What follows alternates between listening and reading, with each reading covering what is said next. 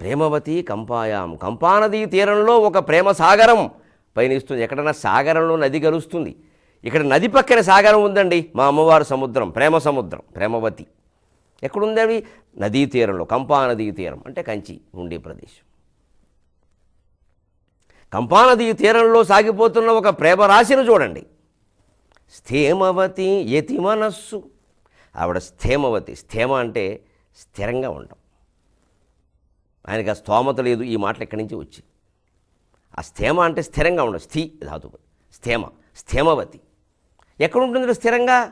కంచిలోనే ఉంటుంది, మధురలోనే ఉంటుంది అనద్దు. యతి మనస్సు, సరిగ్గా శాంతాకారం భుజగశయనం పద్మనాభం సురేశం విశ్వాకారం గగన సుదృశం మేఘవర్ణం శుభాంగం లక్ష్మీకాంతం కమలనయనం యోగి హృద్యానగమ్యం వందే విష్ణు భవభయకరం సర్వలోకైకనాథం. యోగి హృద్యానగమ్యం, యోగుల హృదయమే యానగమ్యం, తన ప్రయాణానికి గమ్యంగా కలిగినవాడు.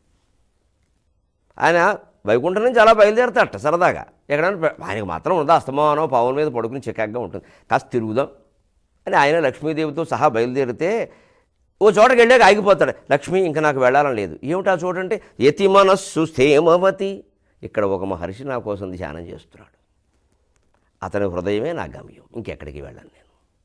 అంటే భగవంతుడు కోరుకునే విహార ప్రదేశం మన మనస్సు, మనం కూడా కోరుకోవలసింది అది.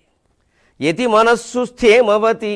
ఆ యతుల మనస్సుల్లో భగవంతుడు స్థిరంగా ఉంటాడు కాబట్టే. ఎలా ఉంటారు ఆ యతులు? వాళ్ళకి పట్టిన వైభవం ఏమిటి చూడండి ఒకసారి.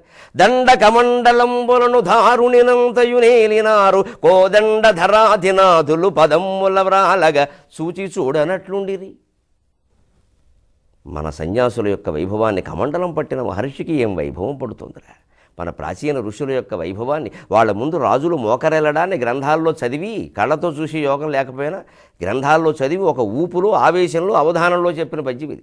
దండ కమండలంబులను ధారుణినంతయునేలినారు కోదండ ధరాధినాథులు పదమ్ముల వ్రాలగా చూచి చూడనట్లుండిరి వారి కంటెను మహోన్నతులీ జగమందు గల్గిరే కొండలు